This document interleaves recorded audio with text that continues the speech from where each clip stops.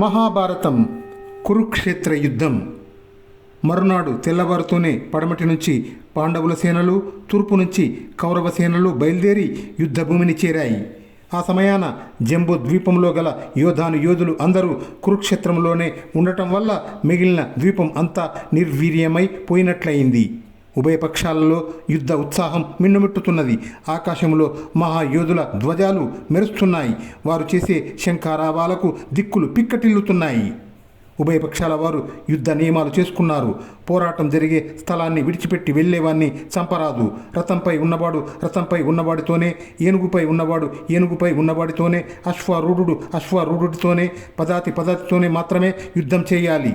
తనను నమ్మి పోరాటం చాలించిన వాణ్ణి, స్పృహ తప్పిన వాణ్ణి కొట్టరాదు. యుద్ధ విముఖుణ్ణి, శస్త్ర కవచాదులు లేనివాణ్ణి కొట్టరాదు. రతికుడు లేని గుర్రాలను, సారథిని, బాణాలు అందించేవారిని, శంఖాలు బేరులు మ్రోగించేవారిని కొట్టరాదు.